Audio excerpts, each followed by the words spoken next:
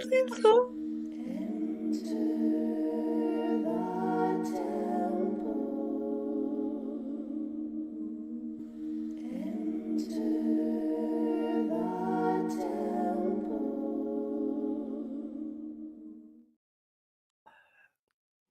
Welcome to the temple. Hello, everyone.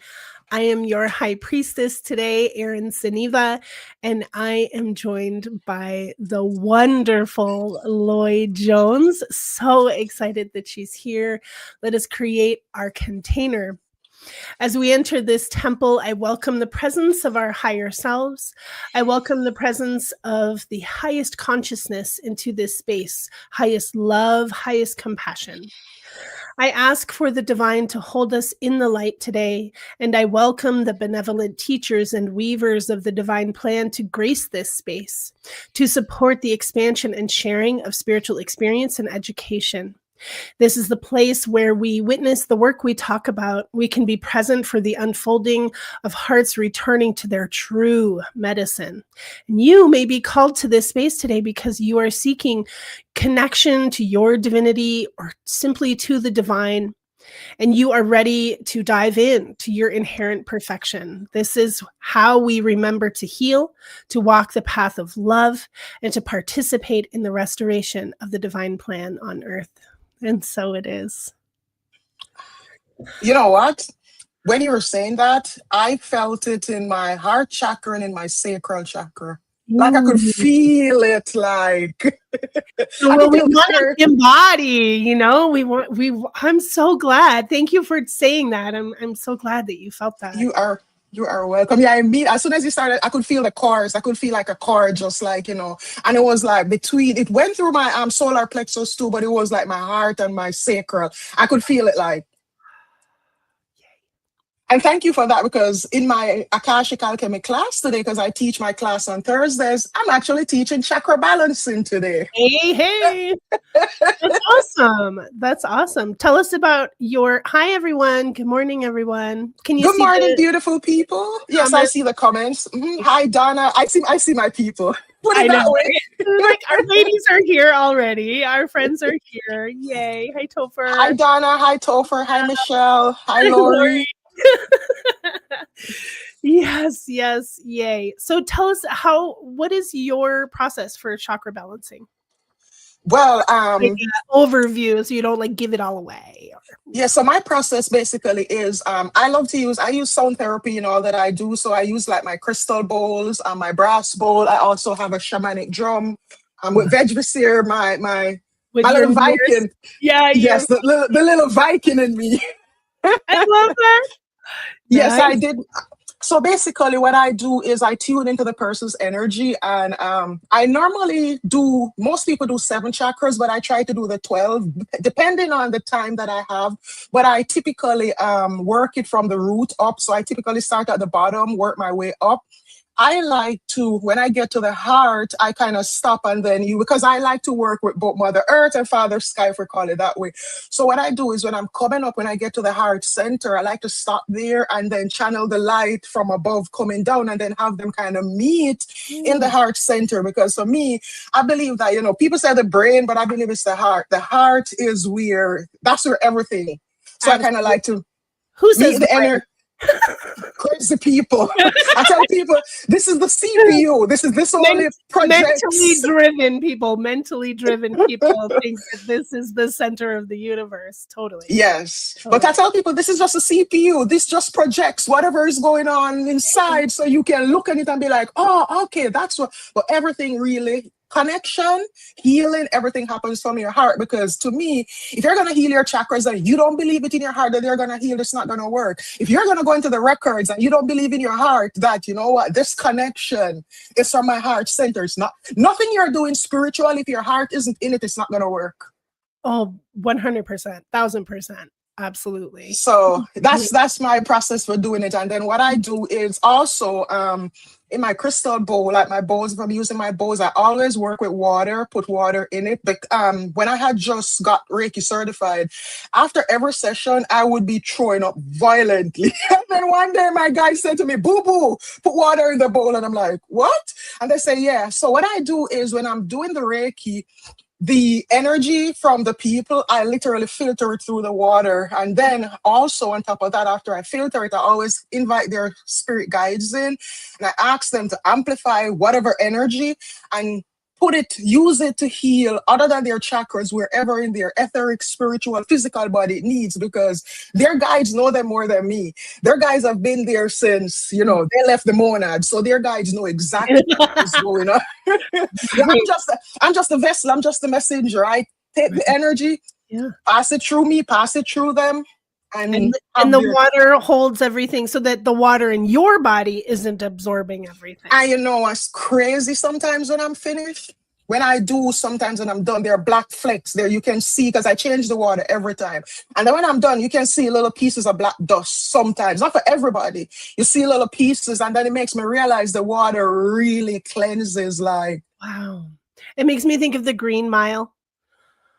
Right? Do you remember in the Green Mile and what was his name? What the man that was the healer, and he would breathe in out of the other people the illness, and then he would exhale it out, and it was the black specks. Yes, and yeah, yep. So I see that, and that's my process for doing that. For doing chakra.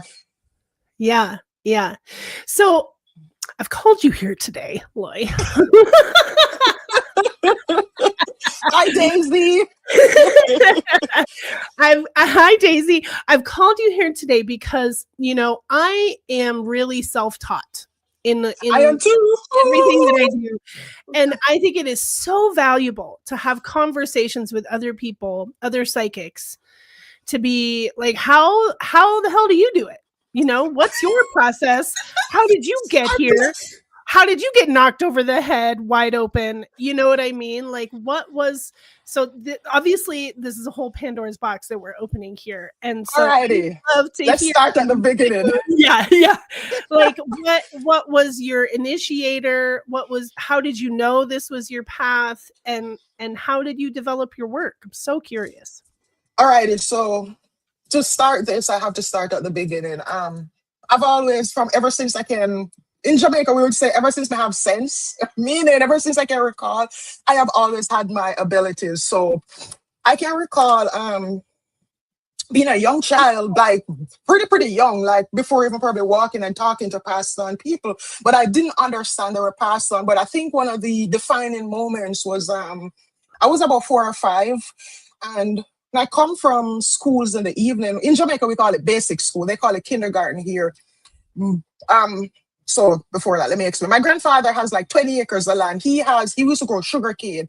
And so we had like where the house is, then we had like a road, which is about maybe 500 yards from the house to that way. But there was a road that people could use. So because my grandfather's property is in between 2 communities in Jamaica, and then if you were to go around the road, it's like a horseshoe shape. So my grandfather is in the horseshoe, so he would allow people to walk through the land. Anyways, when I come home from schools in the evening, I would always go sit by the road, right by the side of the road, right there by like it's still in the yard, so to say, but it's right there. And there were fruit trees. I'll always be sitting under them, talking to people. So one evening I ran into my grandma like, Mama, and I'm telling her about them, and she was shocked. She was like, these people been dead since some of these people been dead since I was a child. How are they talking to you? Oh. And yeah. So then the next defining moment was sometime in either 1991 or 1990. This is when the dream started. I woke up one morning and I said to my grandma that I told her that I had this dream that somebody in the family died. I didn't know the person, but it was like a brown casket. The funeral was being kept in her yard and the casket was like under the tree. But I said, the family that I know, they were all there crying. And my grandma was like, oh, you're probably ate late. Half an hour later, she got the runner from the post office, came running to her, telling her she needs to come there. There's an emergency telegram for her. When she went, her sister, who is in England, sent a telegram that her husband had died like 3 a.m. in the morning. And like, so it started. You were dreaming it. Wow. And so that's what it started. Like I started, and then I would see things. I've always been able to see passed on people. Me and my grandpa would sit on the veranda in the evenings, and I would be like, "Oh, you don't see that person passing," Then they started to baptize me because my family is Christian. My grandfather is a pastor, so they started to baptize me like crazy, saying, the demons and the demons are on me. And I tell you what, Erin, they still believe that up until now. They're still praying for me every day, like sending up prayers for God to save me. There's nothing wrong with baptism. It's not going to stop your abilities. Like, but the way they are, they literally think that a baptism will stop that. But and I've always been curious too. And then I read the Bible, and reading the Bible, I asked my grandfather, like, this is your God, like this is who you worshiping. Because to me, the Bible is like, man, it's mind. It's madness. So it's madness. Eventually, I didn't pay much mind to that. I'll tell you though, like, I know the spiritual side was there, but because of so much societal conditioning and all of that. But Erin, I'll tell you what, it's always been there. I can't tell you how many times my life has been saved. One particular, when I was younger, I used to work hard and party hard. Like, people who know me from Jamaica, they know me. Like, I was that person. And I remember one December, this was about 17, 18 years ago. One December, I went to a party, and the party was in another parish. It was like different from where, say, like I'm in Louisiana, the party would be in Florida. And the person I was dating, they had a sound system, so they had to come back. It was a Christmas time, a lot of parties going on. So when we were at that party, they had to come back to my parish to play.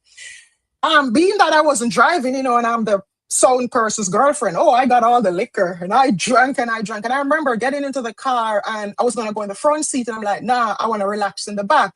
I had a dream, Erin, that the car crashed into a light post. And when it crashed into a light post, I was in the back seat, because I was in the back seat in the middle. In the dream, I went through the windshield, and my face smacked straight into a concrete light post. And it's like in the dream, it's like my soul is looking down at my body, and I was mangled, and I screamed. That's when I screamed. From what I saw in the vision, when I opened my eyes, the light post was about 6 feet in front of us. I never got drunk again. That was it. That was it for drinking. The only thing I could think of was, man, if I had died here, I remember rushing my grandparents that evening, because I went to go get my hair done, because I used to have I used to have hair down here, and I went to go get my hair done, and my grandparents were getting on my nerves because I wanted to go party. And I left without telling them where I was going, and I was like, man, if I had died here, this would have killed my grandmother to come identify my body. Then another time, working in Montego Bay, when Zika broke out, I was at work and I started feeling sick. But my job that I was on, I was a manager, so I could work from home for 3 days without a doctor's notice. Now, when Zika was around, Zika is one of those things that you can't really do anything about it. You just got to ride it out. And so I was going home. I don't drive in Jamaica, I take the bus. So I went into the bus park, and I was going to go in my friend's bus. As soon as I'm putting my foot in, I heard in my head, Lloyd, take the other bus. And I'm like, huh? I was like, you know what, I'm gonna take. I felt compelled somehow, and I was like, I'm gonna take the other bus. And my friend was mad at me. On the way home, if anybody knows Jamaica, Round Hill, where you're coming when you're leaving Montego Bay, you get to Round Hill. And if anybody here knows Jamaica, I know there, it's like down a hill. Erin, the bus crashed, and the lady that was sitting in the seat I was gonna sit in had a guardrail through her. Oh my God. And so even then, I still didn't get spiritual.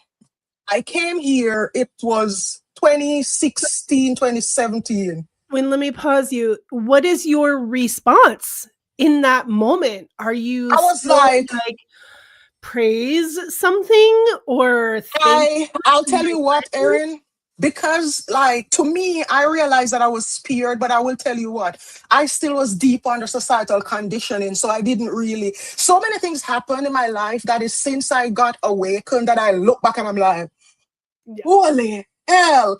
So then my Saturn return came around. I didn't even know what that was though, but I came around, and at the best point in my life in Jamaica, I had just gotten certified to run the call center. I can run a call center. I'm a business analyst.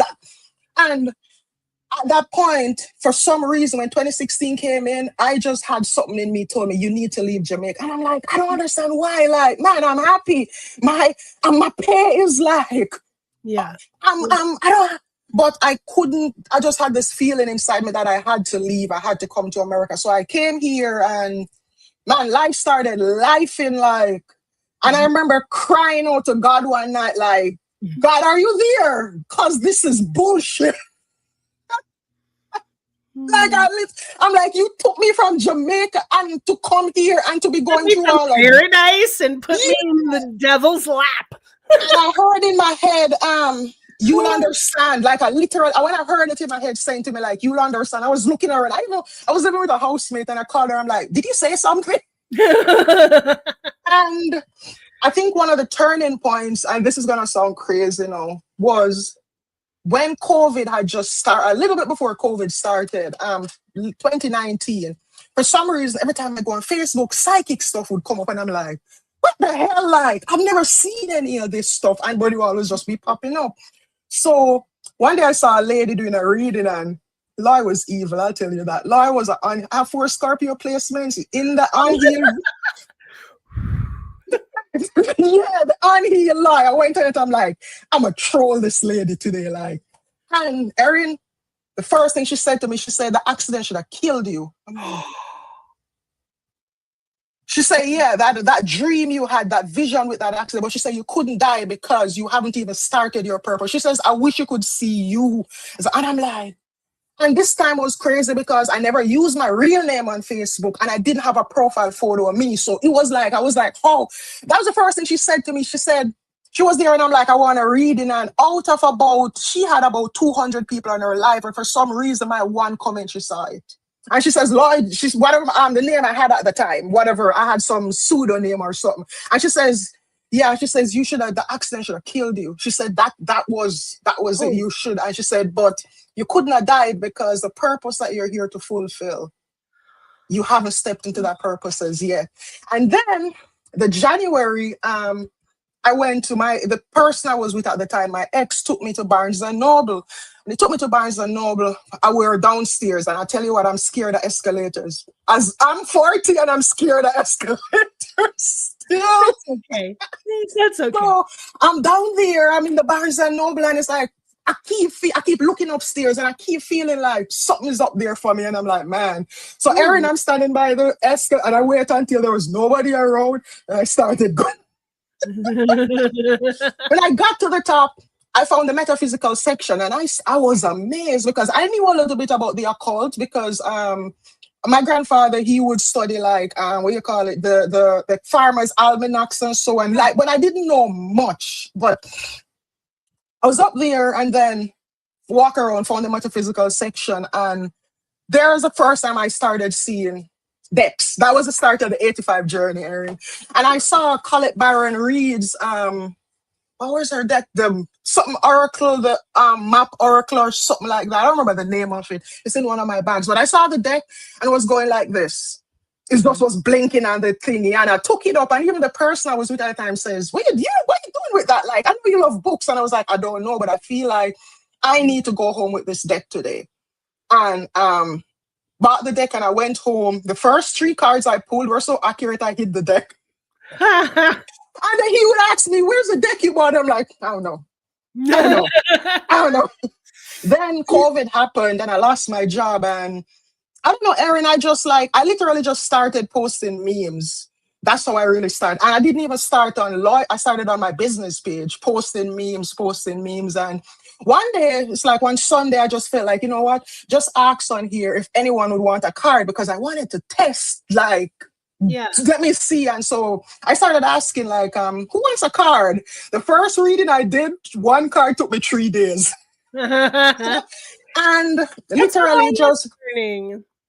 And I what I did though, I will say, once I got into, because I have ADHD, so we have fixation issues. So once I got fixated on that, I was like reading everything, doing I took I think the only class I took what's his name? Radley Valentine's classes, like these tarot classes, because I wanted to understand. And basically I just like bought books and bought material and read, and I decided that I'm just gonna keep reading, because I realize now that how am I doing this when I've never been trained or anything? And I tell you what, Erin, like I tell people all the time, I just blurt out whatever comes. I'm in the mood, whatever comes, I blurt it out. Yesterday I did a reading for a lady.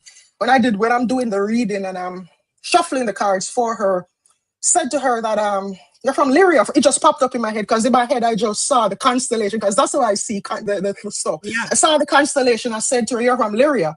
And then I saw like two majestic white lions, and I'm like, the white lions are here. They're here. And I started telling her, and she sat there and she was like, she says, I had a previous reading before, and the person told me that I have white lion guide. And I'm like, before that, about 2 weeks ago, I did a reading. And when we did the reading, I told the person, like, I just saw the constellations in my head, and I said to her that you Pleiades, Sirius, and Orion come up for you.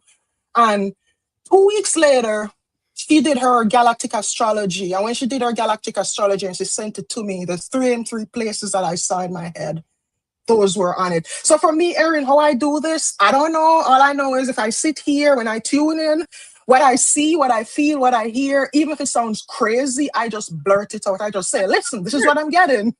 That's how it works. That's how it works. I feel like I know who you're talking about, and I want to tag her so that she'll, or I want to share this video with her so that she'll come on. But that's exactly, I mean, how, not exactly. Oh, and I forgot one part. Hold on. So the Akashic records, now, how I got deep into the Akashic records, again, was at one of the worst points of my life. So 2022, I had to leave a seriously abusive relationship. Like I had to run like a fugitive to save my life, put it that way. And at the time I was homeless, and I had that was literally sleeping on somebody's floor. I left everything I ever worked for here in New Orleans. I had to walk away and leave it. I was sleeping on somebody's floor, and I had one of the worst. It was in springtime, and they had a massive oak tree outside right above the roof on the side I was at. And man, my allergies, my eyes were swollen. And you know, when you have allergies like that, you can't eat because if you're stuffy, it's hard to chew and breathe. Right. And I remember sitting on the floor. I was going through the worst episode. I remember sitting on the floor, and I cried out to God. There was another time I was like, God, like, are you serious? This is life. Like, I can't eat. I have nowhere to live. I'm going through all of this. And I literally heard in my head Akashic records. And you see, when I started to get into it and I started to research, I found like Linda Ho, Maley, Cheryl Maley. Like I started finding all these different people.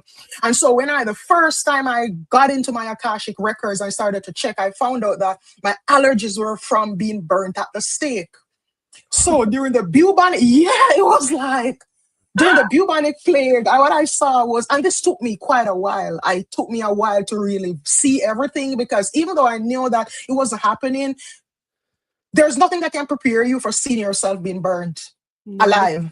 There's nothing in this world that can prepare you for that. And I went in and I saw that, and the whole what I saw was, and funny enough, even that, I have not say allergies, but I kind of have a love-hate relationship with cats. I love them, but at the same time, and I couldn't understand that. So when I went in, what I saw was I was living in this little house at the edge of the forest, and I had a friend from the town, and she came over and she had the bubes, because the bubonic plague, you know, it had the bubes, it's the things that come up. And that happens when the bubonic plague, that came from the fleas that were on the rats, because Emperor Justinian outlawed the cats. And so when you outlaw cats, you're going to have an infestation of rats. So she came, and I made some poultices for her to give her to put on them, she and her husband. As soon as she got better, she ran to the church and told them I'm a witch. Oh. And so I was lovely Saturday morning. Yeah, they burnt me in the square on a lovely Saturday morning. There's not a cloud in the sky. And so from that, what I understood from that is, when I died, because, you know, I was saying I'm not a witch, whatever. But when the flame started licking me, I started laying down curses on everybody. Right? I was like, I'm a witch. I'm going to show you who's a witch. And so my guide said that I had cords attached to every single person that was there that I did that to. And so I had to work, you know, bit by bit, release those cards. But something that really, really shook me was when I was going through my guides, because I was asking them, why would I do this? And they said to me, what if you were the lamb to the slaughter? And I mean, said, what I mean? And they said, what if you were one of those people who you gave your life so that these people could look and realize that we cannot do this to people. This is not right. And I was like, that deflated my balloon, like, whoo. Yeah. So was that in your life plan? Like you agreed to it? Yes, for some reason I always agree to some. I don't know why I always agree. to be, the one who does The certain things. martyr even. Yeah. But I will tell you, I have been allergy free for years. I used to have to buy allergy medicine, like how I buy groceries. I've Yeah. gone through. There are things here that can't help me. Like my body had gotten immune to them. Claritin, even the ones you spray in the nose. Like I used to, my doctor and this allergy thing has been from Jamaica till the US. I've gone herbal. I've done everything, and nothing could help my allergies until I got into my Akashic records. And then I found out something else too. I have a fear of water. I don't swim. Water don't get past my knee. I start panicking. And I found out that my first time I drowned was in Atlantis, and the last time I drowned was in World War I. Yeah. We know one of them ships, and one of them ships that the Germans, and it made me realize. U-boats. Yeah. Yeah. I have, it's a breather. There's so many layers to this. What is the question that you ask the Akashic records when you know that there's something wrong, there's something here? I need to ask the records about my allergies. Are you just root cause? No, I always go in and I say, so when I did it, I specifically said, this allergy issue that I'm having in this lifetime, show me the root cause. Right. Show me I said the karmic cause, the exact situation or event that happened that etched this into my Akashic records. And so whenever I want to find anything, I always teach this to the people I work with too as well, that you have to go back to the root of it. So you ask the record specific, you got to be specific. I tell people the records is like Siri. You cannot go in there willy-nilly. You got to be specific. I tell my friends that all the time. They're like, just tell me what I need to hear. Like, no, queen, you need to tell me what you want to hear, because then the guides will talk to you. You need to be specific with your questions so that you can get specific answers. Yes. So I be specific. I always, anything where I want to find out where it came from, I always ask the records, what's the karmic cause? Show me the original wounding. Show me the original imprint. Show me where the first time this happened, this was etched in my records. Because to me, you can't fix anything at all if you don't go to the root of it. So if you are only going super surface level, you're just putting band-aids on it. Band-aids. You're not necessarily looking at what happened in the life. You're looking at the planning period. Yes. Why did this thing? Yes. It's this thing that you went through. Because guess what? If you don't understand the planning, then even if you find the root cause, you're still going to be wobbly, because you're like, you have to understand, why did this thing happen? Why did I put this in place? And then once you figure that out, then you're able to, Yeah. So we use slightly different language. I use the word choice point. Oh. It's the same exact thing. And so when you are healing in the Akashic records, what is your process for that? So my process for that typically is, my guys, I have what I call like the healing temple. Now, how this looks for me, it's like this rotunda.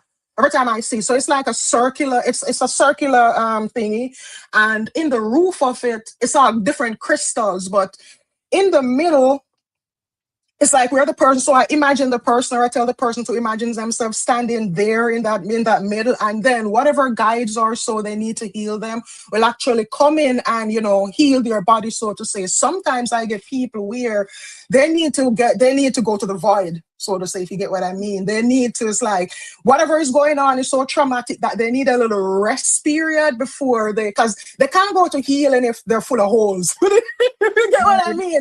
Sometimes they need a little. Yes. Yeah.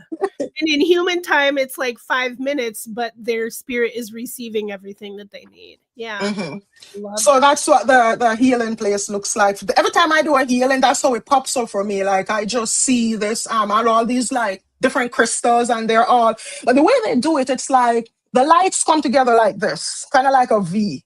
Mm-hmm. And so it all focuses. But what I noticed too is, if when I'm looking in the roof, different crystals glow differently at different points throughout the session. So sometimes, you may see like a green crystal and you see it light up, pulsing more. And then after a couple, say a minute or two, the light switches again. And then you see like, say a purple crystal light.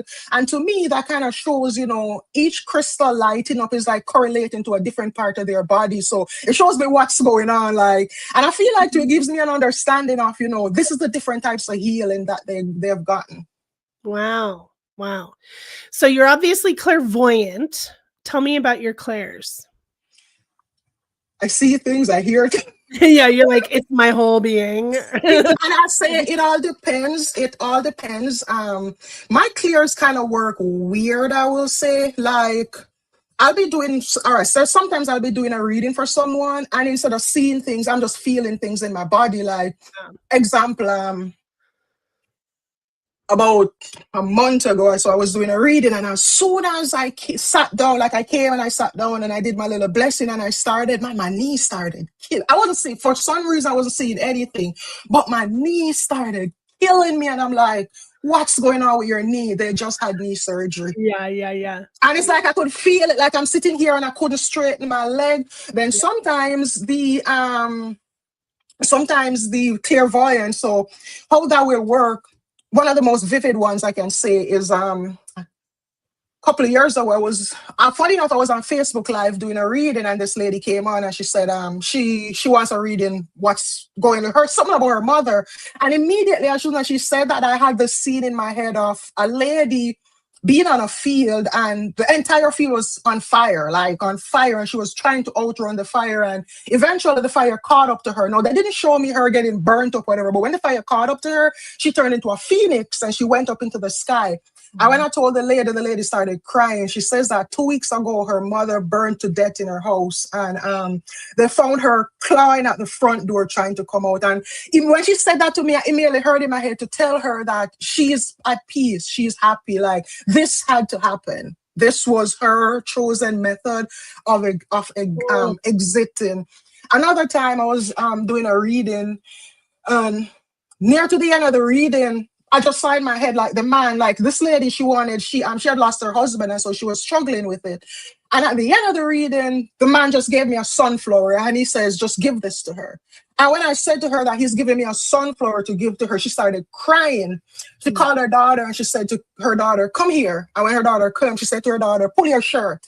And when her daughter pulled her shirt, there was a sunflower tattoo in the daughter's back, and the daughter just did the tattoo like 2 to 3 days ago. So the man died like 6 months before. Yeah. And I was like, so it comes in different ways. And sometimes I just know, sometimes I'm just sitting here like with the, I'll be just sitting here, and it's like, I just have a feeling in my head, like, just say this. And I just blurt it out. Yeah. I remember the early days of reading tarot for people, and having to cross that hurdle of just open your mouth, say the thing. It's not on the card. Say the thing.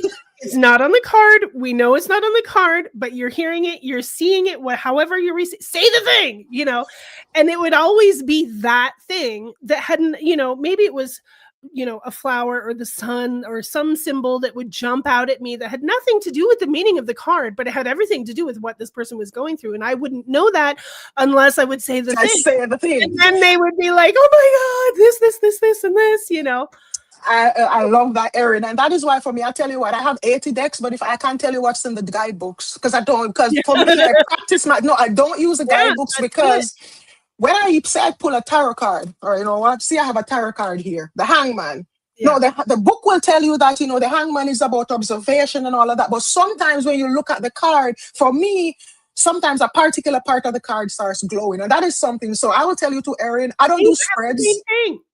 I don't do spreads. You see how some people put cards in spreads? I don't do spreads. Yeah. I will sit here. If somebody comes to a reading, I sit here. And I don't ask questions when I'm starting. I'm kind of different with that. So when somebody comes to me for a reading, the first half of it, I tell them, don't say anything. Don't ask me any questions. Don't give me I don't even want to know your name, because I read your energy, and then I go through and I see what I get. And I say to them, this is what I'm seeing right now. And when I do, like, I'll be here and I'll shuffle, and if 10 cards jump out the deck, and I don't pull cards either, Erin, you'll never see me doing a reading. Let Do me you show do you. like quick shuffle where the cards fly out? Yes, that's all I do. I don't. I'm not. I can't do it. I don't know what is wrong. And maybe See? All right, look. You see? Look. I think my cards are just You too see? Yes, yes. What That's are how I those work. cards? What are the So the cards that came out, we have Four of Pentacles, money improvement. So this is saying that, Four of Pentacles is four coins. So this is saying for people that, money improvements are coming in your money, in your finances, so to say. But also, this has to do with how do you feel about finances yourself, in yourself. Because if you don't feel good about money, money can't come. If you are having an issue inside of you, that money is not gonna be able to flow to you. Then we also have the Two of Pentacles, which money is gonna come. Business. This means that your work is gonna get a little more busier. You're gonna be like juggling more than one thing, and juggling those things now is what's gonna help this money flow to come in. But also you have to look at the Two of Pentacles also, being busy. What can you delegate? What can free up more of your time to make more? What can free up more of your time to make more of that money coming? And then we have a King of Swords. Now, this is about being logical. Where are you using your emotions where you should be like, see, he's here. He's like, listen, no bullshit. I'm here with my sword to cut through this bullshit. Yeah. And so he's like, in order for this money to come in, you now have to start making some logical decisions in your life. You have to start doing some things that, it may hurt your heart, but what is going to save your soul, so to say. So this is like being a little bit more strict. Where are you? Where do you have leaks? Where do you have money leaks? Where do you have people possibly taking advantage of you that, could be blocking your money flow? So, but that's how I do it, Erin. I just shuffle. I love that. See? Whoever is asking for a reading right now, besides me, because I did money say I want a reading. So money again, Erin. So now this is an Ace of Swords. So you guys can all back off. See, this now is a divine wish being granted, because you see what's happening. So this is telling you that the money that's coming in, it is part of your work, but this is co-creation with the universe, because here is the universe literally granting you that coin. But guess what? To get this, you're gonna have to do the work. Do the work. You can't be an armchair astronaut. You can't sit and be like, I want money. I've never heard that. I want money. Astronaut. I love it. Yeah, you just end up with more wanting, right? That's more wanting. Yeah. I coined that term, armchair astronaut, because there are some people who want to go to space and they never get out of their armchair. They never read a book. Yeah. They never take up a book. They never try to figure out, how do I get to space? But I want to get to space. Erin, it's like when I have clients that come and say, oh, I want a spouse. I want a partner. Mary, do you come out of your house? Mary, when was the last time you went outside? You think that the God is going to knock on your door? Mary, here's your husband. This is him. But we want it to be easy. You gotta go. Can I respond to those cards because they're so incredibly accurate? Can I tell you what's happening right now? And I'm just going to tell the world what's happening right now. So we are putting our house on the market to live closer to my husband's family in Northern Illinois, where they found a farm that we're putting an offer down. And it's going to take a lot of work. And so we're in the midst of it. We're passing all of our tests in this house so that we can really move forward. But we're like right in the middle of it. We're right in the thick of it. So I love that. I love that for you. And this card also was out. So this is a Queen of Wands now. This is about we talk about sunflower. Yes. So this Queen of Wands for you now, this is more about, make sure that no matter what happens, you keep that positive mindset. You keep that optimistic mindset. Because Wands is fire energy, but Erin, springtime. Yeah. Springtime. You have some. I just saw a deer. I just saw a deer jump. That's how I'm. So when I see the deer, even though I know that the ones.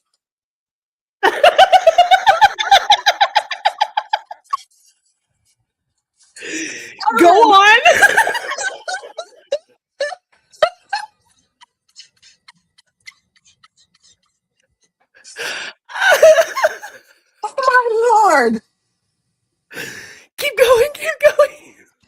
saw a deer. I just saw a deer jump out of a clearing. And when it jumped out of the clearing, there were so much beautiful flowers around it. And then in front of it was the most magnificent house. But what I got from that is telling you that now we're in autumn, and then we're gonna get in winter. The autumn and the winter for you, for your life, they're for a reason. Autumn is the shedding. So this is a time when you shed anything that's not aligned with the vision you have for your new life. So now is the time when you take the stock. So you shed, but then after you shed, you rest, because I'm gonna explain it like the seasons. The leaves in autumn, they fall off the tree for a reason. When I found this out scientifically, I was like, I'll tell you what, I mix science and spirituality and everything because I see it. So the trees, the trees are so smart. When the season changes, the tree knows that rain doesn't really fall in winter time. So it needs water in order to keep itself alive. So when autumn comes along, the tree, nature sends the signals to the tree, hey, this is autumn. It's time to go into preservation. So the tree starts pulling back, start closing the capillaries inside of it that go to the leaves, that supply the leaves with water, and pulls all the water back into the bigger trunks. That's why you'll often see sometimes in wintertime, even some of the branches break off and they're dry, and you wonder, like, it is because the tree did it, because the tree knows that whatever water that it has from summer, this water will have to serve it autumn, winter, until spring comes. So the tree is its preservation of self. But at the same time, the leaves that fall, the tree don't see the leaves that fall as, nonsense, so to say, because those same leaves, if you don't rake them up, they stay there, they rot, they go back into the soil, they seep into the root system, and the tree uses the nutrients from those same leaves to build new leaves that come up in spring. That's the message I want me to tell you. So you're in your autumn now. Yeah. Anything that you see leaving or shedding, people, places, things, it is all right. It's meant to happen. It's the autumn. And then in winter, you take your rest, but springtime. Yeah, I know, it's go time. Yeah. I know. And the way I saw that deer jump, I love it. The deer jump that we can get there before the ground freezes so I can put bulbs in, because there's no flowers yet. Next year, on lots big flower garden, all kinds. So I told you I saw the deer jump, and there were a lot of. I'm telling you the flowers that I saw. I saw daffodils and crocuses. Mm-hmm. Those early spring. Yes, those were what I saw the deer jumping through. Lovely. But it's crazy. And then again, I'm gonna say this. It reminds me of another reading I did. So I was doing a reading. This was last year. What are we, 2024, 2020, no, 2025, 2024, probably 2024 or the year before. But I was doing a reading for a lady, and she was doing it. She was telling me about somebody for her that had died. And while she's telling me about the person, a dove just came over her head and kept doing this. And so in the middle, I'm like, ma'am, there's a huge dove over your head. And the person, I said to her, the dove is saying to me, tell her to not forget them. And I'm like, so I just told it to her. Just like what you did, she started crying, and she pushed back and lifted her foot and showed me there was a dove tattooed on her foot. Her son had died, and she put the tattoo on her foot for her son. But she was talking about her uncle, and the son came in. I was like, don't forget me. Don't. Wow. And don't I also died. Don't forget about me. Yeah, he's like, I'm here. Like, you're supposed to remember me too. So I love it. But I just love, when I do see, like I said to you, I saw the deer and I just blurt it out. Yeah. So a deer jump. Yes. That's how I do it. Whatever comes up to me, I just say it. I just let it come out. It really is a magnificent house too. It's like 3,000 square feet, and it has a great room that's 25 foot square with a floor to ceiling stone fireplace. I mean, hardwood floors. We will be having retreats there, Loy. Ma'am, you are coming. You're coming. Everybody's coming. Everybody's coming. I'm making the place for everybody to come. I was going to say to you, ma'am, as soon as my immigration woes are over, because I plan to, I'm only landlocked for right now because of my immigration stress. And I tell you what, for the people who say, I hate seeing people online saying, no, they don't have any idea how hard and how long. Yeah. I wish people would understand, really understand How it. hard it is to become a Yeah, citizen. it's not easy. First of all, No. the fees you gotta pay. You Mm. gotta pay. We have to do Daisy just got her citizenship. She can attest to it as well. Yeah, like Congratulations, that's what Daisy. I mean. I tell you what, I love Daisy. Daisy and me share so much. Like when I say Daisy, by the way, did you know that tamarind can get microplastics out the body? I I saw just that, and when learned that. Did I saw Daisy that. teach you that? No, I smell me and her. So or we kind of have a lot of the same foods where we're from. So a lot of Jamaican foods are the same. They may have a different name in where she's from, but it's the same thing. So we bond over that. Like whenever we see certain things. When I saw that Daisy, because I saw her one day eating tamarind, I was like, Daisy's a tamarind. I love it. And So I have tell that us more in. about tamarind. Tamarind is native to Jamaica. Must also I'm not. no. I'm not sure where it's native to. No, a lot of things were taken by from a lot of things that are in Jamaica. They were taken from like the Philippines and the Far East and those places Oh, by the British when they were in the occupied Jamaica. So a lot of the stuff that we have in Jamaica now, like pineapples and bananas and yeah. breadfruit, I think even tamarinds and mango, a lot of that came from the different places that Britain colonized, and then they took stuff from there to come to Jamaica. So Okay. Captain Bligh, you know the Bounty, the ship, the whoever heard us the story, Captain Bligh and the Bounty. Yeah. Yeah, that ship was one of the ships that would take stuff to Jamaica. So when they got one of the time before they got stranded or whatever, this Jamaica they were taking stuff to. Yeah. Because Jamaica was like we're in Jamaica. I was born in Black River, but I live in Askinish, Hanover. I'm up Is in the it where country. your grandfather's farm? Yeah, my grandfather's farm is in Askinish, Hanover. It's on the map. You can find it if you go on Google Map, a quaint little town. Nice. You know what's crazy, Erin? Moving from a place with 1,000 people and coming to New Orleans with nearly 500,000 people. Oh my gosh. Oh my gosh.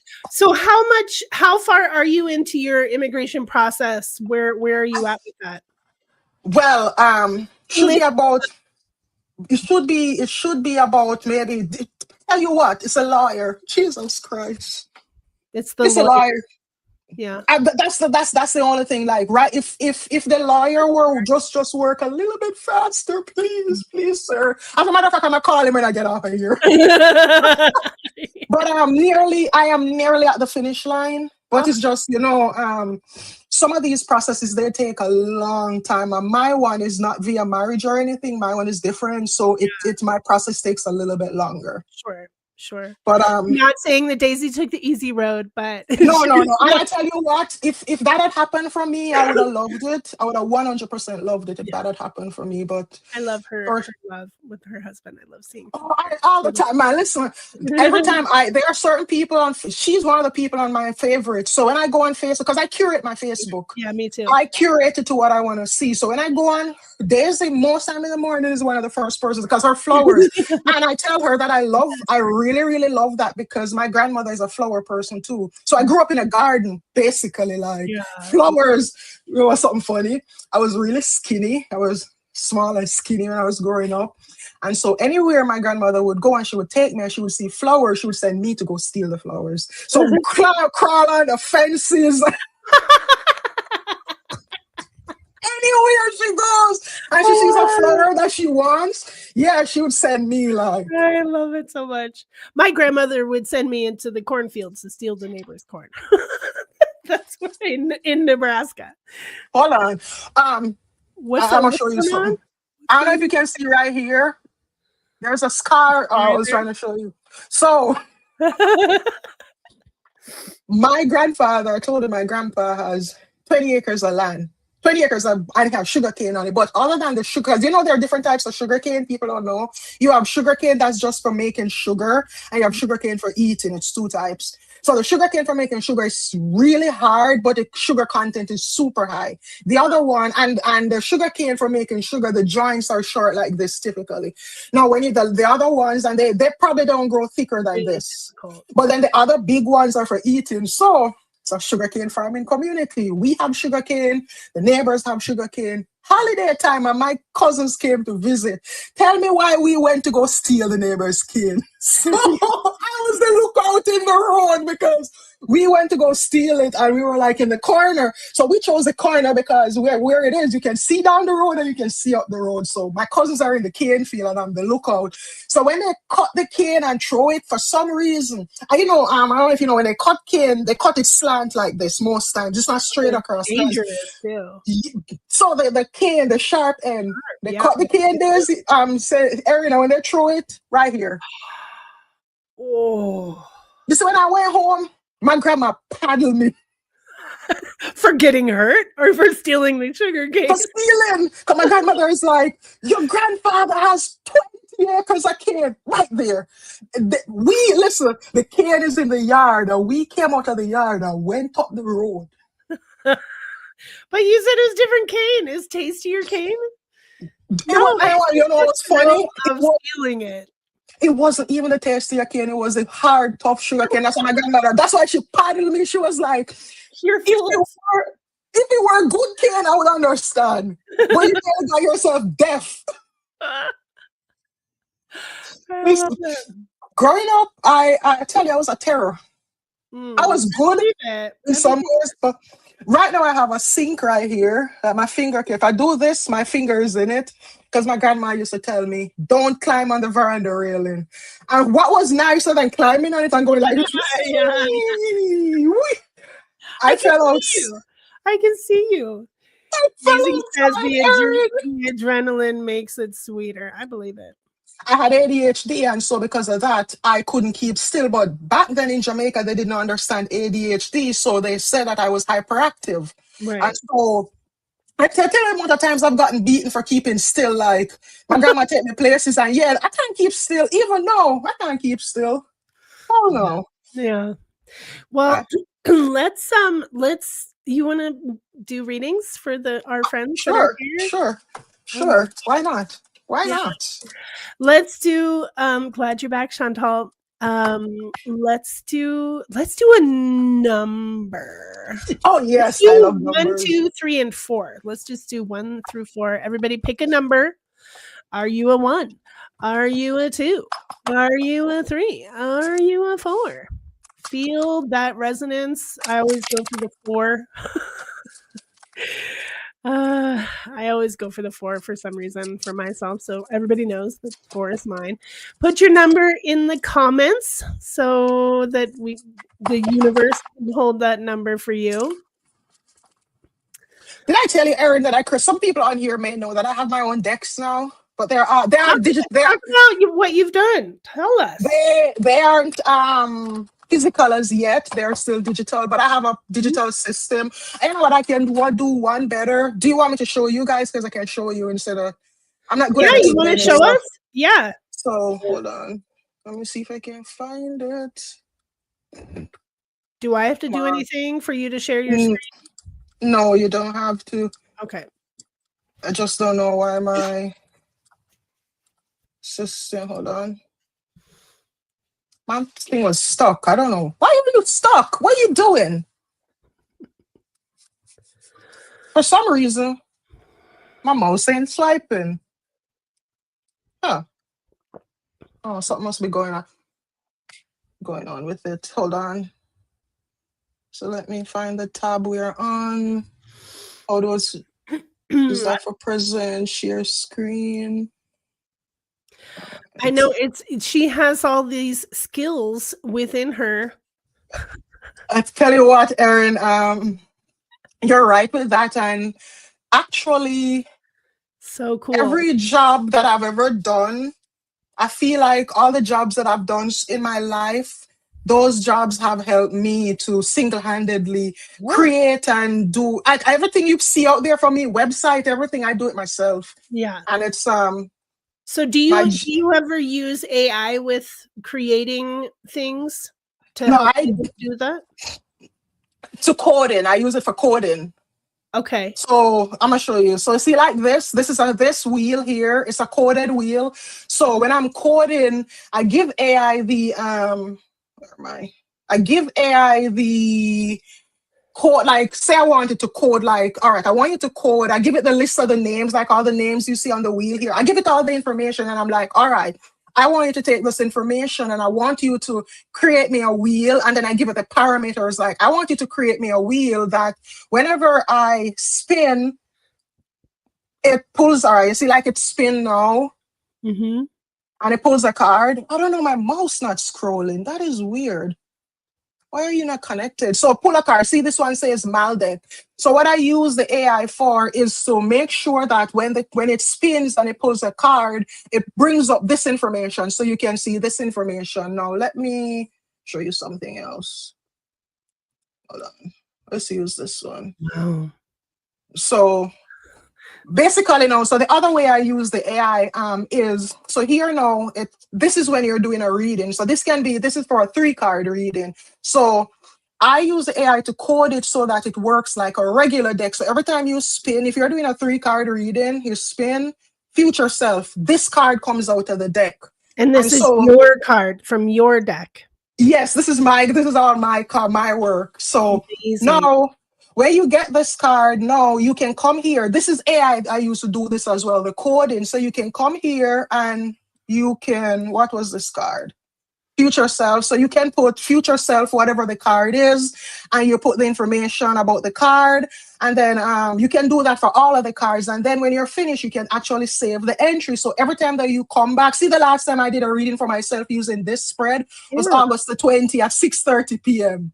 Okay. And so I saved the entry. Now, what I really love, and this is the part that Laura loves this. Because when I just did it, I sent it to her. I wanted her to see it. But this is what I really love. This is the part. This has the most coding in it, though, this one. Oh. So this now, it's a daily automated guidance. So I code it. I had to sit and upload the cards and the meaning, all like 3 of the decks, all the meanings and so in the back end. Now, what this does is every 12 a.m. in your time zone, it pulls a fresh card automatically. But like I say, I had to use AI to code that. Yeah.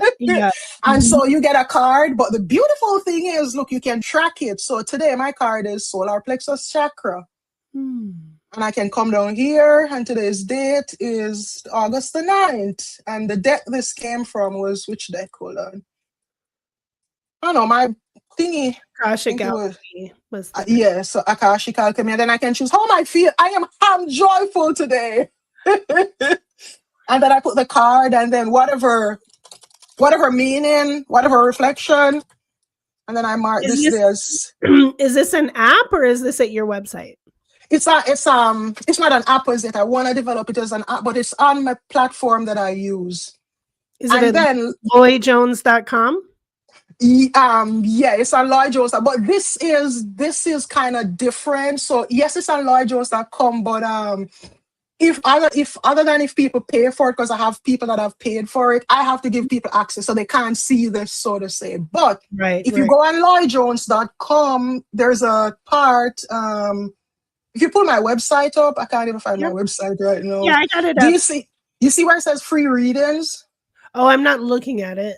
Oh. I'll look at it. All righty. So see this now, and you can save it. And you hit save. And you can do a monthly review as well if you want to review. But what I love with this is now I can go back and find. Say I want to find. What did I do in? LoyJones.com. www.LoyJones.com. Oh, that was right. Okay. Yeah, found it. So look, so you see, if I want to go back and say, what did I do in July? Like, and you can choose the date. What date in July did I do XYZ? See, these are all the readings self-readings that I did. That's amazing, Loy. In July. Wow. I thank you. And then I also, so say you are someone who, because there's 2 versions of this. So say you are someone who, you know what? I don't want it to be automatically pulled from me. There is one here where people can come do it themselves. So see, they click. So this gives you a daily card. It's going to pull up a card. So Earth Star Chakra. And then it pulls up the Earth Star Chakra and you close it. And then you come and you log your things just the same. But yeah, I do use AI. I'm not gonna say I don't, but I use it to help me to enhance. Like if I'm doing stuff like this, because I'm gonna tell you, if I were to sit and just use my head and code all of this, I'll be coding till next year. I wouldn't have any Believe it. rest because if Yeah, you see the codes, Erin, sometimes the codes are in 5 pages. I believe it. I don't know anything about coding, but I believe that. So I use Yeah. it. I use it for stuff like that to make it easier. But I actually, you know what? My goal with this, Erin, is Hay House. So I want to bring this to Hay House. I want to bring it to them so that because I've never seen a digital deck out here where, look, like I say, people can hold on. Yeah. People can go do a reading. And they have meanings too. The meanings are there too. So it's not like, let me show you. Come on. My internet's been crappy today. So So say, so you need to go talk to somebody at Hay House. Who do we know? I I I was gonna do it this time around when they do their because they have when they do their writers conference, but I wanna do somewhere. I wanna add another deck to this before I do that. I have one in the works that I'm working on slowly and I'm putting together. So I figured out the names of the cards already. Now I need to sit down and write the meanings. I want to add it here. So I'm aiming for next year, April or March, because they do their writers conference like 2 times per year. So I'm Mhm. aiming for next year. But for me, the vision behind this is, typically if you do a reading, you have to have a physical deck. Other than the physical deck, when you do it, you have to have a book and you sit and you write here, look. So someone can come, spin a card, they get a card, and they journal up. Come on, man. They journal about it. See, it brings up a box. And this is coding. I use coding to put this here. And they Yeah. can journal about the card. And then, what was the card? Sacred symbols. So you can come down here. Where is it? There it is on the right. And expand it. And then you get the meaning of the card. Wow. And the way I do it, you have journaling prompts and all of these things with it too.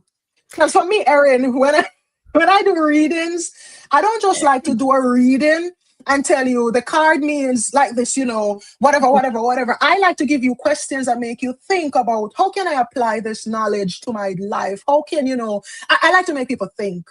Yeah. I would hope so. Yeah. And that's incredible. I am so impressed, Thank especially you. since you've only been doing this for like 5 or 6 years. I What I do will you tell have you to what. say for yourself, Lloyd? Thank goodness you finally aligned with your purpose. I You tell you know? what, Erin, I tell people who know me, they hear me say this all the time. When I used to work for corporate, and I tell people I've been at the top of corporate and I've been at the bottom. When I used to have other jobs, Erin, I had a notepad specifically my phone with call off reasons. And so I'd get up in the morning, I'll look at my phone. I get up in the morning, I'm like, do I want to go to work today? Do I really? And I look at my phone and I'm like, oh, I used this excuse last week. And I time them. So I can't use this the next month or the other month. Wow. Erin, Looking for since excuses. I've been doing this, I get up every morning and I'm like, who do I get to help today? Yeah. Whose life? If even one person. I'm gonna tell you, sometimes I may not feel energetically there, but it doesn't mean that I don't want to do what I'm doing. Even the lady who I did the reading for was supposed to be Tuesday, but the full moon knocked me the out. The Yeah. full moon, my head felt like I had 5 heads instead of one. And I was like, man, I spent the day in my bed sleeping. And so the next morning when I got up, I was like, and the reading was an hour and we went nearly 2 hours. Amazing. I love it. But this is, once it comes to helping people, for me, what gives me the joy is helping somebody to understand their life from a spiritual perspective.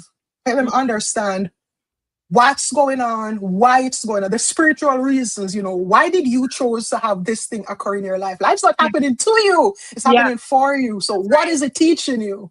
What's the lesson that you need to learn? Yeah. But and I will say too, something that really helps me, thank you, Google. So I use Google Meet. I use the whole entire Google ecosystem. I've always used Google since I was in Jamaica working. But Google, and I do readings now, Google is it it takes notes automatically. So it takes a note of everything I talk about. So you see, when I come off, that's where the cards came from. I went through, sat down with all the hundreds of Google. Brilliant. Erin, let me tell you my you do astrology too? You know a little bit? I mean, I love it, but I don't know a lot. All right. So I have, other than the 4 Scorpio placements, I have 2 stelliums. I have 3 Sagittarius placements too. And I have Sagittarius in Mercury. So if you know what that means, yes, Sagittarius Mercury. Your whole personality right here with all the information and communication. And yes. And my Chiron is in Gemini. That's why that is one of the reasons why for me, and you know, if you look at it, it matches up. When I found out that matches up with my past life, I was shocked because the Chiron in Gemini is a wounded healer around talking around. And remember, I talked, I helped my friend, and you were burned. Yeah, so that's why this lifetime, if you realize when I post, I tell people I don't give a fuck. I post the truth. I post what you need to. If it triggers you, go sit with yourself and find out why did this trigger. Yeah, why did this trigger me? Like I ain't a nice way to go sit with yourself. Yeah, you triggered. Please go and sit in your sofa and whatever triggered you, invite it to. Than saying just fuck off. You know, like no, you need to sit with yourself. You need to sit with yourself. You need to go sit in your sofa, make 2 cups of tea, as a matter of fact. And whatever triggered you, be it, you know, hurt, and ask it, why did you visit me today? Like, what are you trying to teach me? Because, and that's the other thing too, Erin. I tell people that when triggers come up, people like to run from them. I say, no, if you run from your trigger going to keep chasing you. It is going to keep. So what you have to do is when it comes, when I get triggered, I sit and I literally be like, Mr. Whatever it is, whatever the emotion is, come sit beside me. We're not running. We're going to have a conversation today. Why did you visit my house today? Why are you here? Every day. Why did you turn? Because guess what? The only way you're going to learn from your trigger is to talk to your trigger. You gotta tell it's visiting you for a reason. Yeah. And until you figure out why it's visiting, it's not gonna stop visiting. You're just gonna keep running. Yeah. And in society, I'll tell you what I see. A lot of people, instead of healing, they run from their triggers and they run from people to people, relationship to relationship, place to place, job to, and they don't realize that even though you're changing the outer look, the trigger is still running after you. Absolutely. He's behind you with that gun trying to get you, like, hey, with that piece of paper, like, I'm coming for you. Yeah, it's like, you know, where you're running to. You can't escape. So the best thing. Sorry, I was going to ask you something. Go ahead. Astrology. My Chiron is in Taurus. Oh, what does that mean? Money. So money is a problem. Venus ruins Taurus. Luxurious Venus ruins Taurus. Yeah, money. So you have issues also. Your Chiron being in Taurus will have things to do with stability, earthly things, so to say. Okay. Earth, so finances and luxurious and nice things, like, because Venus always wants us to have the nice things, and that's why you're moving to the house. You're moving. Yes, honey. Well, that's why those money. Because Jupiter is in the 8th house for me, right? So the big money is other people's money, and we're getting this house because my mother-in-law is giving it. Yeah, so that makes sense. Other people's money. Give me all your money. I accept. Yeah. So your Chiron being in Taurus, it's all about, you know, earthly things. It's all about, but it also has to do with making sure you're not too stubborn, because Taurus is a bull and the bull is over me. Don't call me out like that. The bull is down for me. Ouch. Erin, a cow, I tell you what, I have intimate knowledge. My grandfather got injured 3 times by a cow. The first time he broke his back and he couldn't walk. The next time he knocked his tooth out. And I remember, and the next one he tried to gore him, and he had my grandfather to again run like a fugitive. Taurus strong. See? I have 10 other tattoos. You never know what I'm going to pull out. I like your arsenal. I like it. But yeah, so basically in astrology, whatever all the houses represent something. So Aries, go, go, go, go, go. That's a starter. That's the start. Taurus, that has to do with, finances. Gemini has to do with communication. Cancer has to do with the home, the heart, stuff like that. Leo has to do with, the side of you, your ego, and the side of you that not necessarily ego, but that's a huge part of it. The side of you. It has to do with pride, just like a lion's pride. Virgo now has to do with organization. They're always organizing. Then we have what? Virgo, Libra. Libra is balance. So Libra always tries to seek balance. Scorpio, me, I'm rebirth. So people, I'm a karmic mirror as well. When I do my human design, so Scorpio is death and rebirth. And it's the only sign that's ruled by it's ruled by Mars and Pluto. Oh, so how are you doing right now with the square? Well, maybe it's over now. The square with Mars and Pluto in Scorpio, is that anything in that amplifies fire? Yeah, anything with that?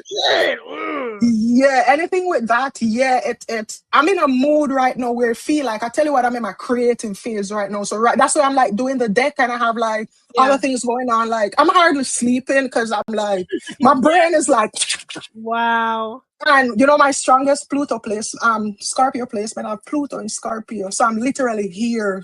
The Pluto in Scorpio generation, we are revolutionary. So we are here to turn religion on its head. We are here to move people away from dogma. And that's why one of the things why people will see me be vocal about the church so much, organized religion, to show us the dangers of organized religion. What generation is that? What? Pluto in Scorpio. So basically, I think it ended 1984. It ended in 1984. Oh, I am as well. That makes sense to me, because fuck the Bible.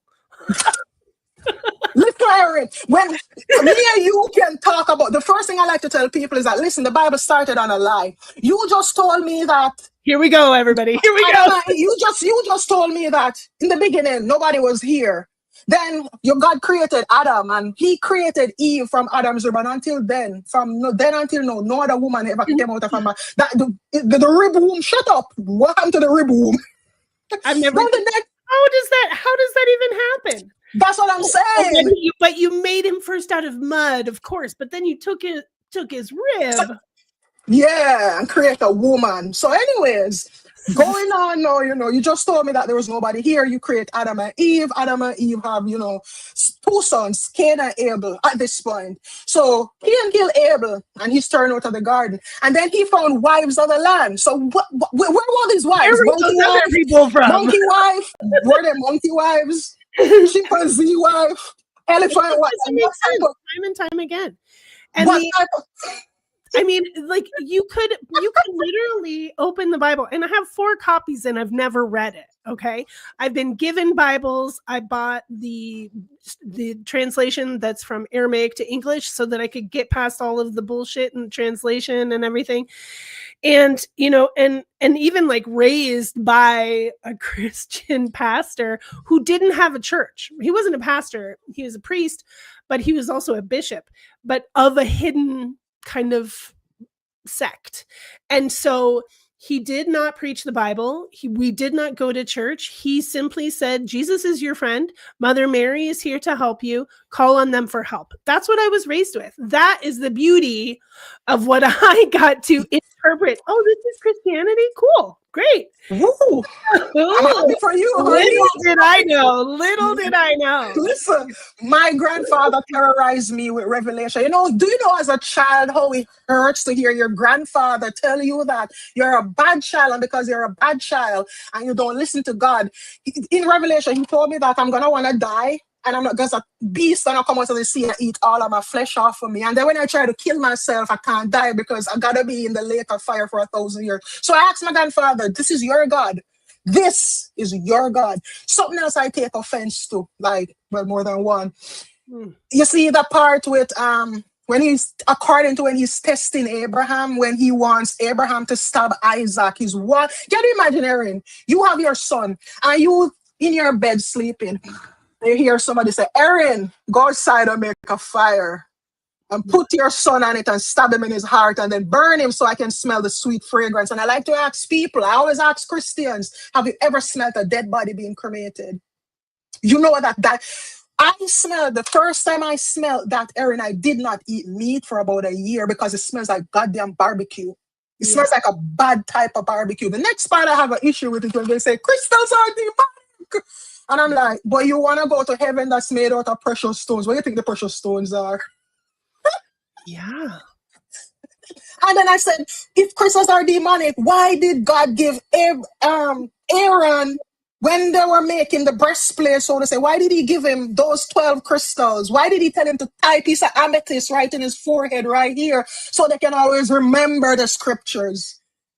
Then Wow. when they talk about astrology, I like to say to them, you mean the Maserat? And people be like, what's that? And I said, go read Job. The Maserat literally means 12 zodiac. God said, I put boots over there. I put Arcturus over there. I control the Maserat. But these people are so devious. They did not translate Maserat because they know that if they translated Maserat, it would show it literally means the 12 zodiac. And the other thing with the Bible, people don't understand, and I've read it, Erin. I'm gonna tell you something. When I was about 8 years old, I've always been a rebel. I went outside on a hill and I was like, God, you see this book? You better let me understand. God loves a Yeah. challenge. And I read it I wanted to understand it, so I've read it from back to front. And then the crazy thing is, for a lot of people, you can't study the Bible if you don't study history. Because you have to understand historically what was going on at this point in time, that whatever is going on here shaped whatever is in the Bible. Right. And Right. people don't get it. Like, even the crazy things to me, for Christians, especially Catholics, Jesus, man, is, and like I say, I don't have anything against the people on the ground, but I believe that people should be informed. Like, if Catholics only understand how it started, Right. Constantine the Great did that. If you can't join them, if you can't beat them, you join them. These people don't understand the Colosseum was built for them. In the Bible, when Paul, Entertain you and keep you Paul, distracted. Yes. when Rome was falling, they gave them entertainment. Yep. Yep. So But they you know, wouldn't know. Life was even in the falling apart. Bible, Yeah. even in the Bible, Paul, that was, people don't get it. People worship Paul so much. And Paul was who the Romans were sending to go snatch the Christians, to bring them so that the gladiators and these lions can tear them apart. People don't understand that there was a point in time in history, like, one of the craziest things that for me that I see that has affected this world so much is when they outlawed, they basically turned it into heresy, reincarnation. That was in the Bible, and people don't get that. And because they took out reincarnation and karma, people are sitting here feeling that, you know what, I can do whatever shitty thing I like. When I die, I just die. No, boo-boo, your karma follows you. I was listening to a story this morning about a young toddler who was having nightmares of his previous death. And they were able to, like, he knew the name of the plane, the name of the boat that the plane came off of, and all this stuff. And he came from World War II. And the narration was confounding because literally these people are, to me, it's pretending. They're pretending that there's no reincarnation. They're pretending that they don't know anything, right? But they can't figure it out how this 2-year-old kid who can barely talk for themselves knows their best friend's name. They track down this 80-year-old man. They meet him, and the child is like, remember this, remember this? And they're like, how could this be happening? Like, Because, really? you see, because the church has blinded or dumbed us down and blinded our minds to so much. And I tell you what, Erin, it all comes down to money. Follow the money. The money, again. Absolutely. And I say, this is for me, this is why I love to study history. The term indulgence. People know what indulgence means. Indulgence is a thing the Catholic Church brought in for the pay for your remissions of sins. So indulgence is one of the reasons why so many rich people worldwide do all kind of shit. And if you notice, when you look at it, just look at society. most of the rich people are Catholics, and it's for a reason, because they are taught that you can do whatever you want to do. Your money gets you into heaven. When you die, you, as the amount of money that you pay, yeah, we're gonna put you in heaven with your money. And literally, that was a thing the church brought in, indulgence. And I'm like, people don't even get this, man. You don't get it. And even the tithes and the offerings, the other thing is, nothing is wrong with tithes and offerings. But if you're going by the Bible says it's for the widow, the orphan, and the shut-in. It's not for the pastor to be driving a $3 million vehicle. Right. Okay. Then the other crazy part what people don't get is, so the Catholic Church now, all of the priests or whatever, they cannot marry.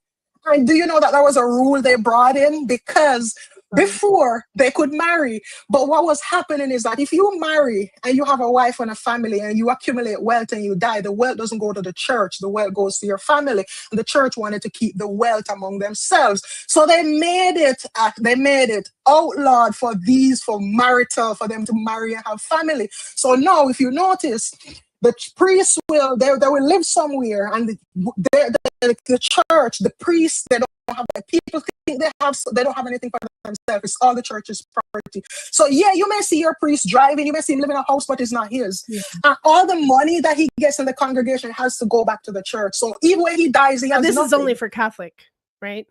Yes, for Catholics. Because any other sect, they can do whatever the fuck they want with all of their tax-free money, whatever the fuck they want. Yes. You know, the next contradiction from me, which is wild, it's how, again, they tell the males not to have sex because it brings you closer to God. When in the beginning, God said, replenish and multiply and replenish. How do you multiply and replenish? There's only one way for human to multiply and replenish. And so the very law that God...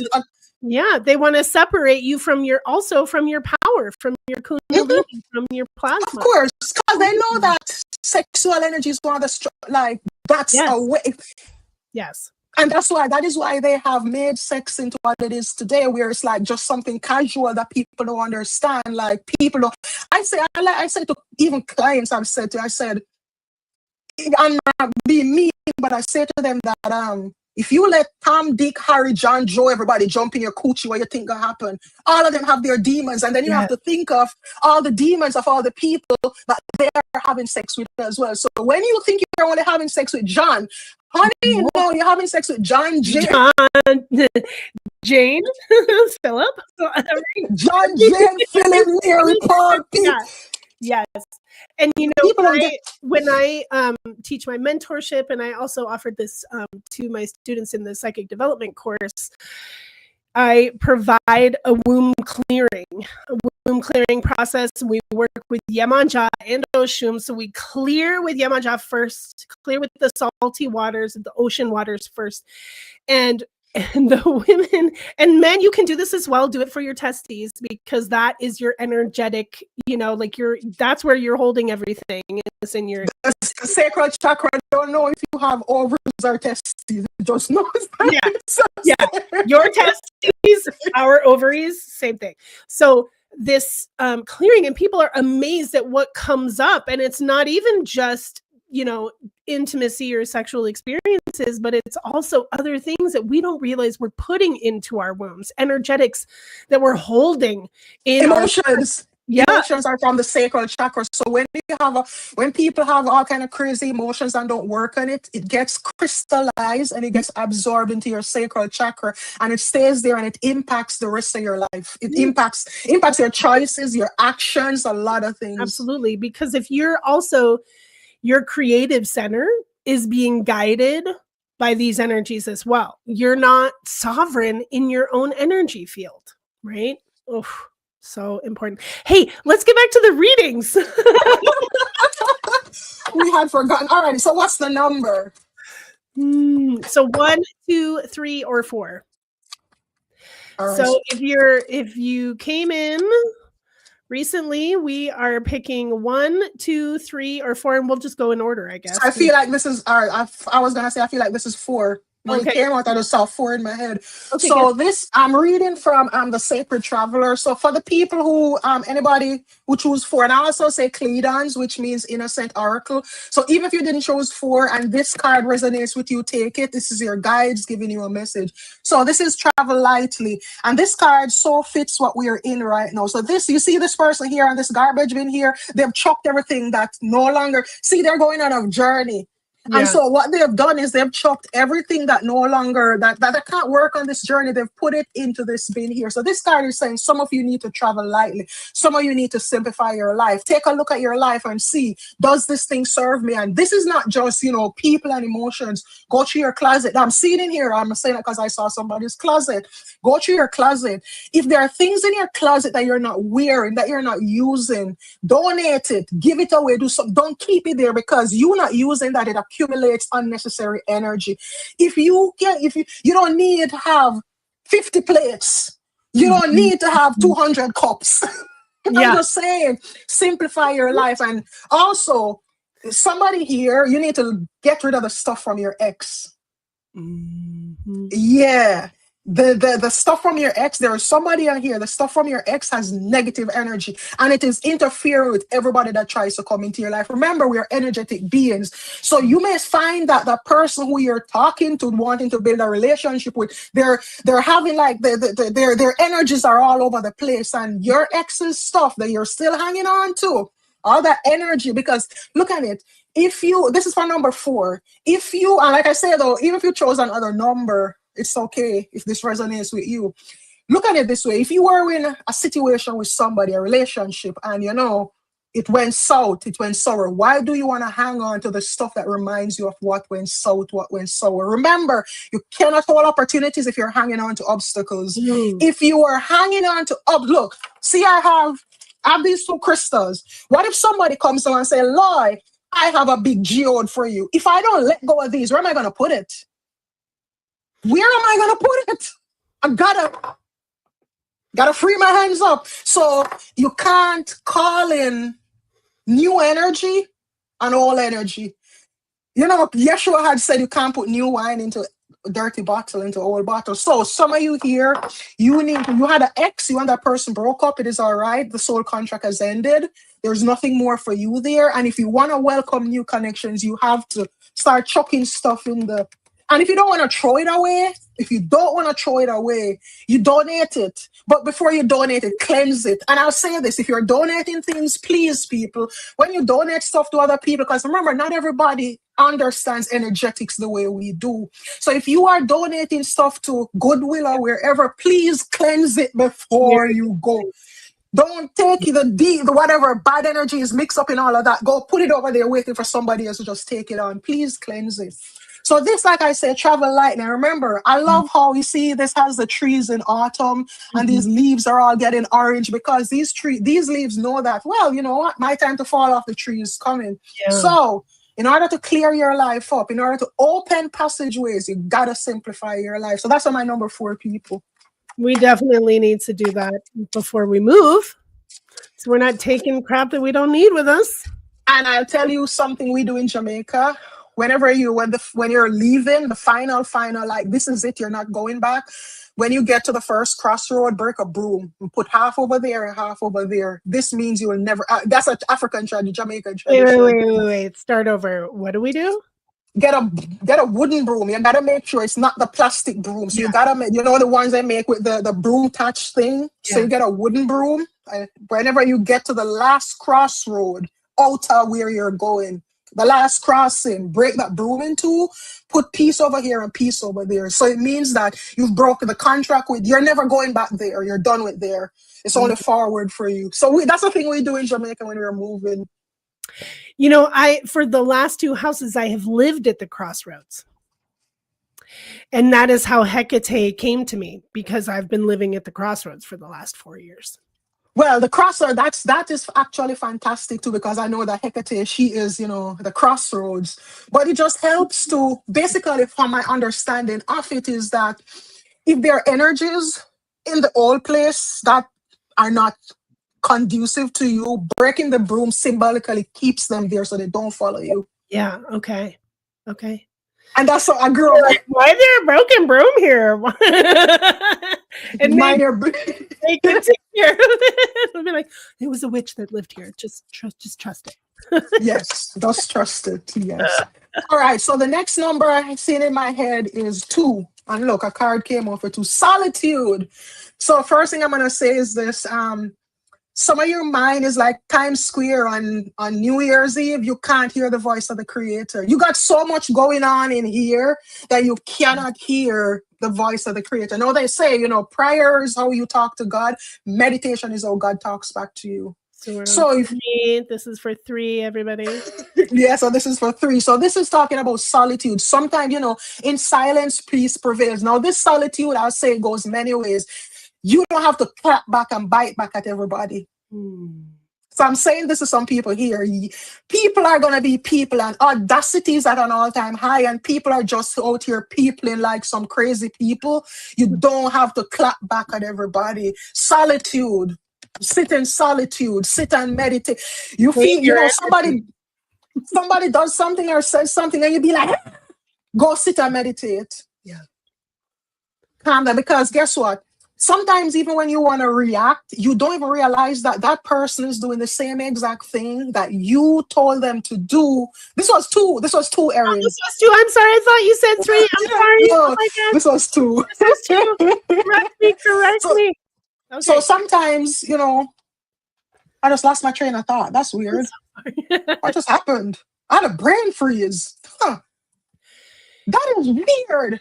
Meditate, people triggering you. Oh, yeah. So I'm saying that, sometimes you may feel like somebody triggered you or somebody's trying to, whatever they said or they do their actions, but you don't realize that on the other flip side of it, that person is probably doing the exact thing you asked them to do in your soul contract so you could awaken.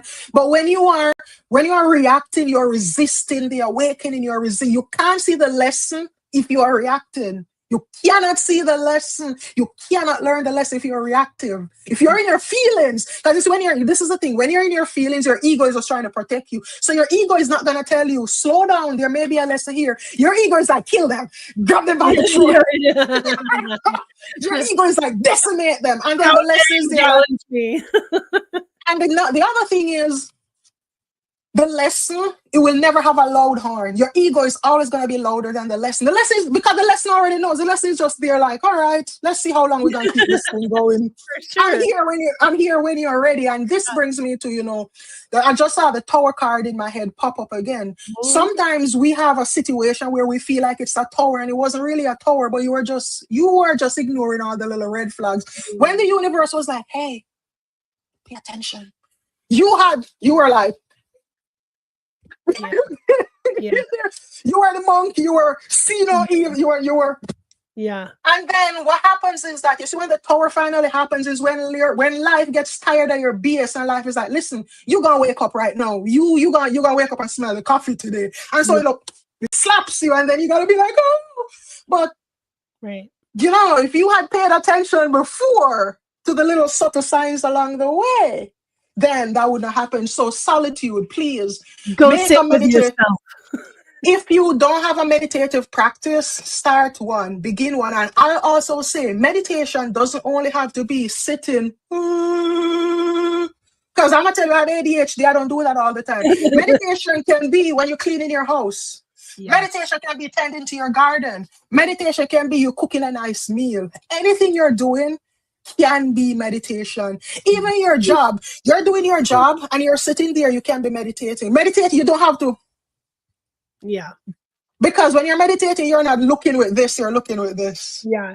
It's a type of yoga. I remember learning many years ago, like there are different, you have your asana, and then you have your kriya yoga, you have your bhakti yoga, and bhakti yoga is that reverential experience, right?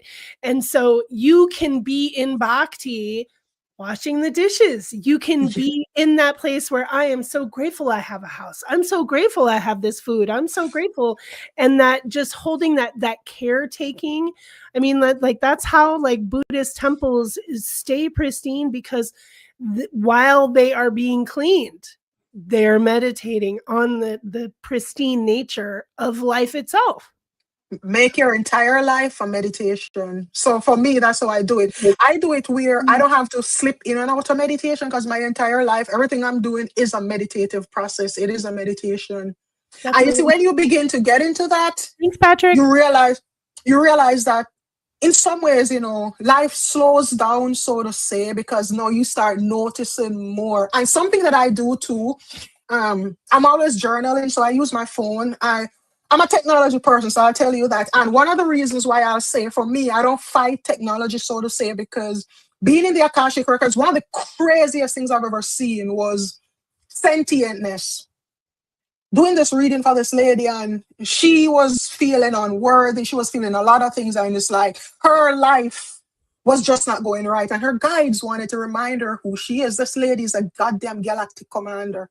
When I saw, she was the ship. So when I saw, this was the first I've ever seen a sentient ship. So I saw her in the ship, and I could see out the windows, there were glasses, and on the panel, there was no knobs, there was nothing at all. It was just a place to put her hand. She put her hand down, and when she put her hand down, things just lit up in the ship. And when it lit up, she was talking telepathically to the ship, and she was saying to the ship, like, check this, check that, whatever. And the ship was responding. And I'm in the reading, I'm like, what the heck?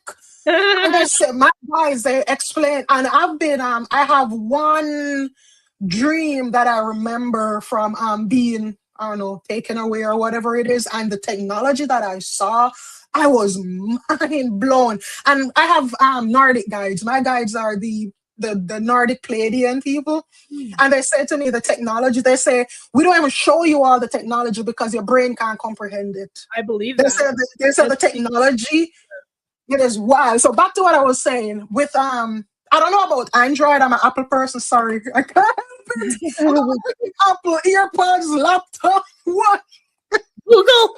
But I will tell you this: what I do, what I utilize a lot on my phone is the iPhone now comes with the journaling app. So this app right here, and I voice journal. So a lot of times I will just go sit and go on it and hit the voice thing, and I just talk. And then, something I realize, you see, when you're talking, when you just get in a state where you're just talking your thoughts instead of writing, more thoughts come out. Because now your brain doesn't have to be thinking about writing the words correctly or spelling you just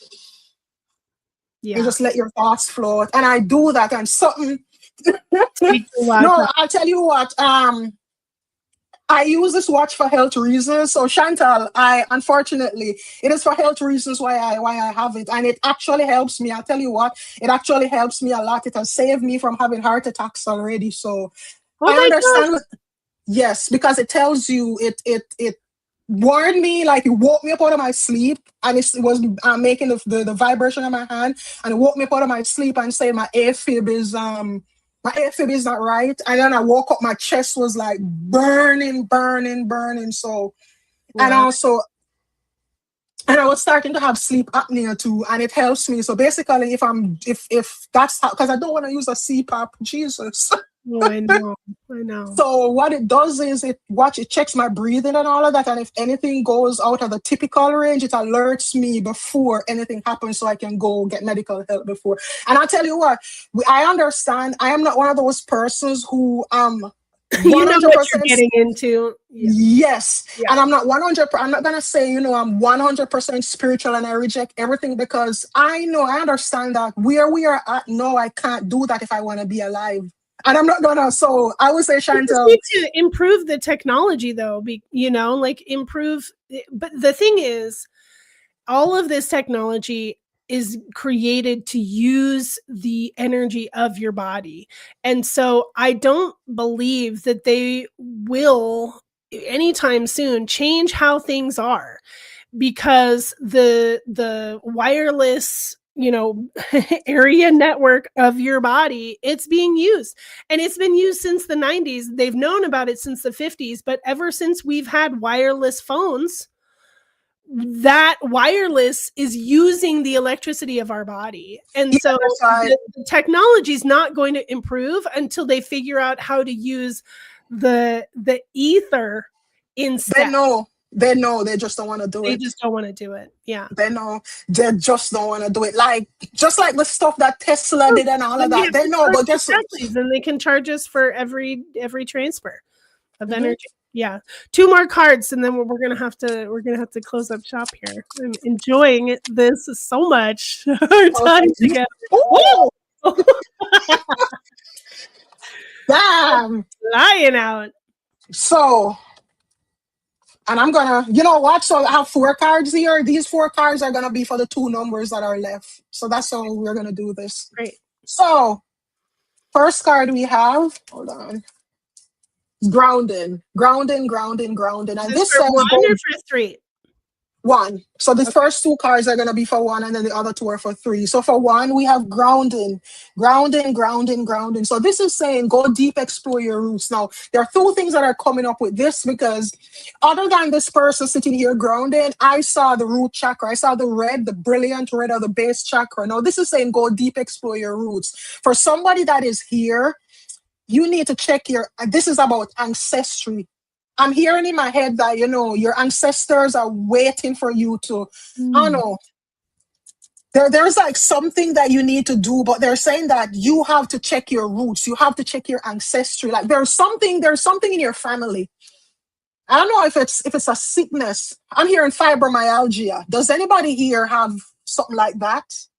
Or maybe if you don't have it, but my entire body is tingling, like my entire body just feels weird. So they're saying sometimes a lot of these things, they're karmic causes, they're karmic stuff. Like stuff will happen like in the past, and it didn't get dealt with. It got shoved under the rug. It got pushed away. And then what happens is that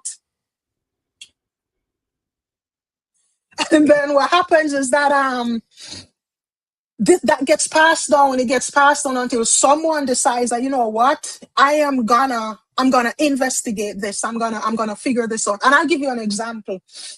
In my family, I found out through this. Thank you, Topher, for speaking up. Yep. Go ahead. And in my family, all the women gave away their first kids, and that was shocking to me to find out. So my mother gave me, and that's how I found out. My mother gave me away. My grandmother gave away her first 2 kids. My grandmother and her sister were given away, and I started to check and check and check. Erin, it went back all the way to slavery in Jamaica. It was a wound. No, where it came from was that during slavery, women didn't have autonomy over their bodies. Yeah. And so the slave master, they would, the babies were taken. Yes, and so when your baby got taken, what are you gonna do? You can't cry and whatever. You had to literally stamp out your maternal instinct. So even if you got pregnant and you have that baby, you gotta cut out, because you know that as soon as it can walk, as soon as it can be valuable, and they're gonna sell it. So these women, they had to grow with that pain. So it continued in my family to a place. It crystallized into the family to where mothers would just give their kids up. My mother at 3 months old decided that she didn't want a baby no more. She found a new man, and she didn't want me to stop her life. Yeah. And then she went on, and my mom has 9 kids. She went on and she had 6 more with the man she abandoned me for. And she did the same thing to them. It got to, when she had 6 kids, it got to where she got tired of them, and she literally left my smaller sister in bed just the same. It's the neighbors heard at the time my sister was 6 months old, heard her crying. And we're like, why is she crying so long? When they went over there, my mother was gone. And so that was one of the hardest things I had to work on in my family. The hardest. And that came from, so it's kind of the same thing now I'm saying with the what I'm feeling. This may not have started with you. I'm feeling that a lot of this is ancestral karma. And sometimes, when we go through painful things, when we don't work on it, when we don't work through it, our body crystallizes the pain inside of our cells and our DNA. And so that thing gets passed on until I say there's somebody here who my skin is on fire right now. I'm here and I'm feeling like I'm being shocked all over. Like somebody has a taser and doing like this. So somebody here, this card is for you. This card is saying, go deep, explore your roots. Your roots is going to lead you to the karmic cause of this, and then you're going to be able to work on it. Now, for some of us, we definitely need to. When was the last time you hugged a tree? When was the last time you walked barefooted on the ground? When was the last time you allowed Mother Earth to replenish you? So some of you definitely need to slow down and ground. And I'll show you something. Do you guys realize there's a similar theme across these cards? So this one has the autumn scene. Mm-hmm. This one has the autumn scene. And even this kind of slightly has the autumn scene. This is a time when we slow down. Again, slow down so that you can hear the voice of the Creator. The Creator is talking to so much of us, but we can't hear because we got too much. Yeah. And you see, when you ground, when you slow down, when you reconnect with Mother Earth, when you ground, when you put your hands, when was the last time you put your hands in some dirt and allow that dirt to feel it on you? As much as I have nails, I do that. There are times when I go outside and I'm like, yeah. And guess when I come inside, I have a toothbrush and I use my toothbrush and brush. I love it. So for some of you, it's time to do that grounding. It's time to step away from people, places, and things. Please develop a grounding, whatever you want to do, at least once per week. Take the time to do some grounding. And for the physical pain stuff, for fibromyalgia, for chronic inflammation, through rheumatoid arthritis, things like that, grounding has been scientifically proven to lower inflammation, to relieve pain.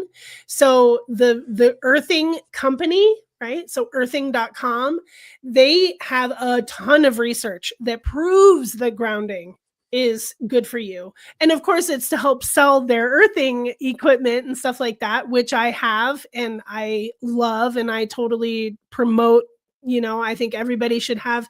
If you cannot be outside for a couple hours a day, you need to have something that grounds you, that helps connect, That is so wild. You know, something that I tell, as you say that, I need to make this post again because I do it every year. Something that I tell my people who work with me to do: if you live somewhere where the ground gets hard, before the ground gets hard, get you a sturdy, I prefer copper. I always tell people to try to best to get something copper. But if you can't get copper, get cardboard, sturdy cardboard.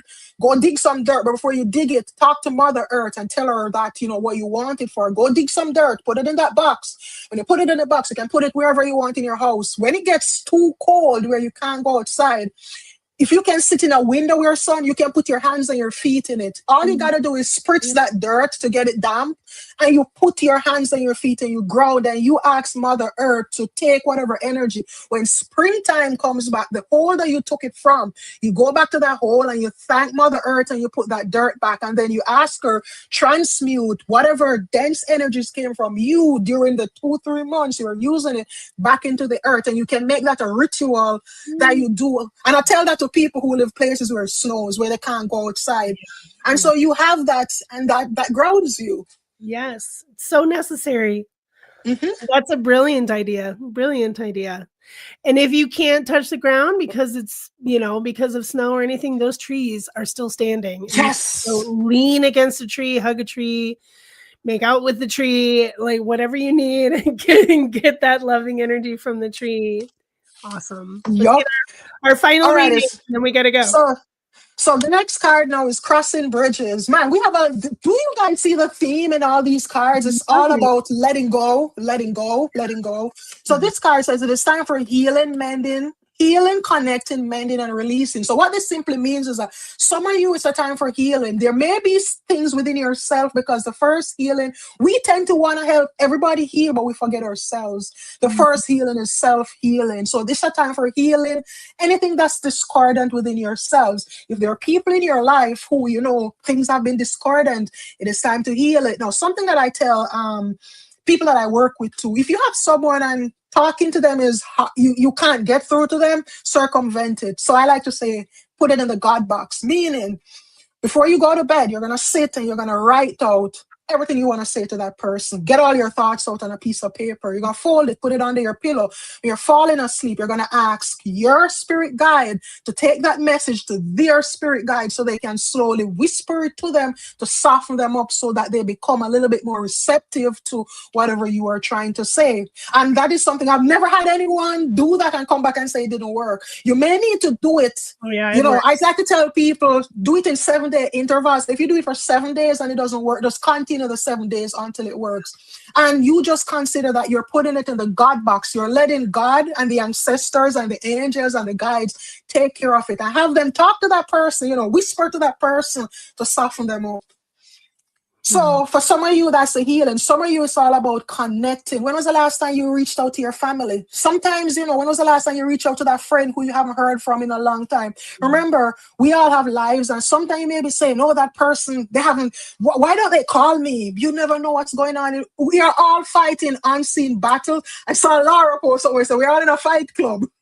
We are all in a fight club. We're all fighting battles. So reconnecting. If there's someone who is laying on your heart today, let me send a message. You never know.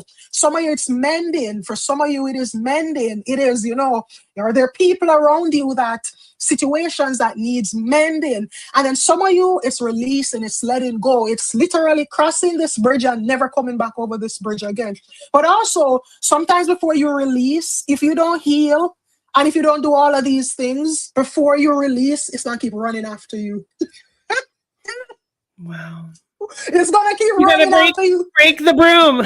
Yes. You got to break the broom. You got to break the broom. So some of you, before you do all that releasing and running away, make sure that you don't have your whatever in the backpack that's on your back, running with it in the backpack, following you wherever you're going. Heal it, release it, put it down, and then you say, you know, thank you for whatever I learned in this stage of my journey, so I can now move along. The soul contract is over. Yeah, I just heard that song "Running with the Devil" in my head. It's like that's you end up. You don't let it go all the way. Yeah, if you don't work on it, you just walk around with it. Yeah, totally. So, wow, thank you. Well, I hope that those are all helpful for everyone. All of my cards have been awesome. You are legit, Loy. You are legit. Oh, thank you. Chantal, I love that name. Chantal, I love that name. Yeah. Well, thank you so much. You are welcome, and thank you for having me here. Yes. Yeah, we did 2 hours already. I know. Yes, I've got to switch over to dragon time. I have my dragon circle now. Well, I am gonna go. I'm bad at this. You know, I want to write the notes for my class just before class. Oh yeah, you know, just wing so it. That's what I'm gonna go do. Now I'm gonna go write the notes for the class later. Then I love talking to you so much. I'd love to have you on again down the road and just keep coming back. I learned a lot from you as a psychic, and I am so happy to know your story as well and to know more about you. And I don't always listen to all of the, you know, Lara's podcasts and everything, and so I'm glad to just have you all to myself. Oh, thank you for inviting me here. Thank you for having me here. I didn't even know you had a podcast. Did I know you had a podcast? It's only been on, like, I've only been doing it 2 or 3 months now. So, honey, I tell you what, I'm always in my lane so much. Well, that's good. You know, that's how you're so freaking creative and producing so much as well. I'm always over here. I tell you what, Erin, right now in where I'm at, I'm happy you guys can't see around me, because the amount of things I have going on at once is like, if you see around me, you would probably want to commit me. So, well, here's your website again. Everybody, go get a reading from Loy. Thank you. I might have to get a full length one because I am just intrigued. I'd love to receive more from your channel. Amazing. Oh, thank you. Anything else that you want to share, Loy? Anything important that people should know before we go? Whatever you do today, do it with love. Whatever you go with today, whatever you do it with love. And it doesn't matter what, you know. A lot of energies are being activated right now. A lot of things, a lot of people. It's like, I don't know, I feel like the world is going crazy. But I tell you what, do it like Yeshua would do it. Compassion, compassion, compassion. When you see people acting out, when you see people doing certain things, ask yourself, what unhealed trauma is this person going through? Empathy is not just standing in another person's shoe, but empathy is actually looking at what circumstances around this person, what were the formative circumstances, what's going on that, possibly is causing them to act this way. And remember, it's never about you. Yeah. It is never, ever, ever about you. It is what it's about. Because remember, everyone's inner world shapes their perception, and we do not have access to people's inner worlds. We don't know what's going on. Your thoughts create your feelings, and your feelings create, like, all these things work together. So we don't know what's going on. So like I say, whatever you do, do it with love. Live from your heart space, compassion. No matter what's going on, look at it through the lens of compassion. Ask yourself. I just say, what would Yeshua do? Yeah. Yes. I was gonna crash out on somebody, and I literally had to sit down and be like, what would Yeshua do? Like, and I heard compassion. Yeah. Yeah, and I was like, compassion. So whatever. So that's the only thing I would say to people. Like, see everyone through the lens of compassion and understand that we are all in a fight club. Some of us are on the same team. Some of us are not on the. Some of us don't even have a team. Some of us are just out here winging. You're by ourselves.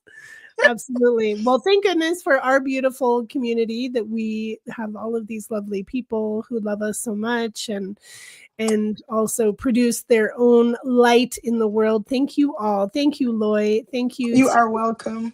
All of the divine beings who have graced this space today. Did you want to say one more thing before I close? I love you all. And I tell you this, people say that I'm confident, and I tell you what, I don't know why I'm feeling the need to say this, but just like anybody else, I have imposter syndrome too. And every time, I even told my lady I did the reading for yesterday, every time I get on here, I'm doing the reading, and in the back of my head, I'm like, Lord, are you telling them nonsense? Are you sure we're real? Yeah. That's so normal. That's so normal. But I'm just saying, I love you all, and thank you for everyone who has loved me, who has accepted me. And Erin, the next time I get on here, me want to chat patois. What? Did you see? What? Dude, I heard the patois. You're going to have to say that again. I said the next time I get on here, I want to talk patois. And just to let you guys know, I'm proud. I'm so proud of this. I have to say, patois is now in the Oxford English Dictionary. Okay, we're going to talk patois next time. All right. Yes, I'm proud of that. Because why I'm proud of that, Erin, just before we go, when I was growing up, patois was something I was looked down on in Jamaica. That's why I speak English so well, because I were forced to learn the Queen's English. And I speak the Queen's English, guys, and I write the Queen's English. And I know sometimes people try to correct me when I write stuff. It is because I don't do American English. My brain is British. But patois was something that was looked down on. You were seen as low class, and if you didn't speak, you had to speak. My aunt that raised me had an English only policy. Are you going to bring a translator with you if you speak patois? Am I going to understand? I'll translate. Okay. So I'm crazy. Excited. I think in patois, even when I'm talking to you right now, I think in patois and I speak in English. I believe it. But I'll translate. I'm excited. Yay. Wonderful. Yes. So the next time we get on here, I'm going to chat some patois. I'm going to remember my roots. Yeah, you gone. Yes. And one of these days, I'll tell you guys, my 20 acres that's in Jamaica, my goal is, Erin, we are going to be going to Jamaica. Okay. Because my goal is where I have 20 acres. Well, my grandfather, but eventually it's going to be mine. That 20 acres, we have a river through it. It's in the countryside. We have organic food, no fertilizers, nothing like that. Playing the river. My goal is to develop that into a retreat. Yes. Where can take people from the hustle and the bustle of America to go relax and play in the cool waters of Jamaica. I fully support that. Fully. That's the time. That's what we're here to do now, is to create the retreat spaces that we are all drawn to. Yes, we will have many communes all over the planet. I gotta go. Michelle, message me. Michelle, send me a message. You want to learn patois? Just send me a message, Michelle, and me forward you some information. But if you want to learn patois, message me. I'm always happy to teach. I'm not a cultural gatekeeper. Oh, nice. Yay. Alrighty, so thank you, Erin, Thank and I you. love you, and have yourself a blessed day. Thank you to everyone who came. We love Thank you. you. We do. Namaste, beautiful souls. Bye. Blessings to all of the divine beings. We release you as well. Stay if you will, go if you must. Blessed be. Thank you. I felt like in my crown chakra.